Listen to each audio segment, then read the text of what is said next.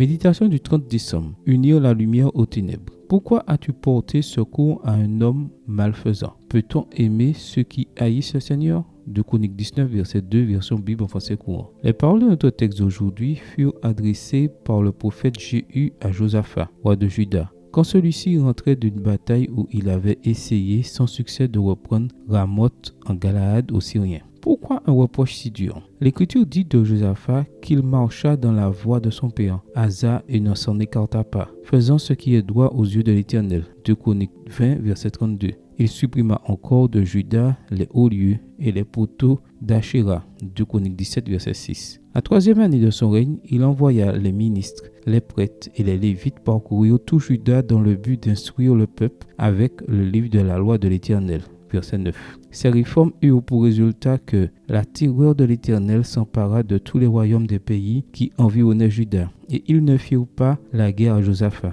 Verset 10. Il a été considéré à juste titre comme l'un des rois les plus pieux de Juda. Mais Josaphat avait un talon d'Achille, sa tendance à faire des alliances avec ceux qui n'avaient pas la crainte de Dieu dans leur cœur. Son premier faux pas dans ce domaine fut d'approuver le mariage de son fils Yoram avec Athalie, fille d'Akab, et Jézabel, voir 2 Rois 8, verset 18. Cette union fut la cause des malheurs qui s'abattirent sur le roi et sur un grand nombre de ses sujets. Extrait du livre Prophètes et Rois, chapitre 15, page 135, écrit par Ellen G. White. Cette première erreur prépara le terrain pour une autre. Des années après s'être lié par mariage avec Akab, 2 Chroniques 18, verset 1, Josaphat accepta d'aller avec ce roi impie lutter contre les Syriens. Il est vrai que la Syrie avait consolidé son pouvoir et que, militairement, elle représentait une menace autant pour Juda que pour Israël. Mais Josaphat faisait-il bien de s'unir à un idolâtre pour reconquérir Ramoth en Galaad? Bien sûr que non. Disons franchement que l'un d'eux représentait la lumière,